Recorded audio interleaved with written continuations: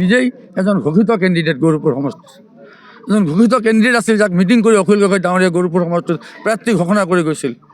এখেতসকলে চবেই মোক গৌৰীপুৰ সমষ্টিত সিহঁতে সবেই মোক কাজিৰঙাত লৈ যায়, নিজৰ ত্যাগ কৰি চবে অৰ্গেনাইজিং আমাৰ মনসুৰ ৰহমান, আমাৰ সভাপতি, আমাৰ জেনাৰেল সেক্ৰেটাৰি, আমাৰ অৰ্গানাইজিং আমাৰ এই ভকত ডাঙৰীয়া জগন্নাথ ভকত ডাঙৰীয়া অৰ্গেনাইজিং সেক্ৰেটাৰি সেন্ট্ৰালৰ চবে মোক মাতি লৈ চবৰে সঁহাৰিত মোক অখিল গগৈ ডাঙৰীয়া তাত লৈ যায় মোক গৌৰীপুৰ সমষ্টিৰ প্ৰাৰ্থিত্বৰ আশা দিছে যে মোক প্ৰাৰ্থিত্ব দিব।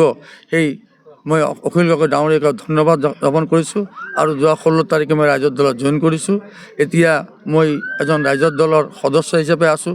এতিয়া দলে যি সিদ্ধান্ত ল'ব মই এই সিদ্ধান্ত মানি ল'ম, কাৰণ এতিয়া মই এজন নিন্দা যেতিয়াৰ পৰা মিডিয়াত যেতিয়াৰ পৰাই আবুল মিয়াই ৰাইজৰ দলত যোৱাৰ এটা প্ৰস্তুতি শুনা পাইছে তেতিয়াৰ পৰাই নিন্দাখন হৈছে দুটা MLA, UDFৰ MLAৰো হৈছে আৰু কংগ্ৰেছৰ MLAৰো প্ৰাৰ্থীৰো হৈছে, তেতিয়াৰ পৰা নিন্দাখন হৈছে।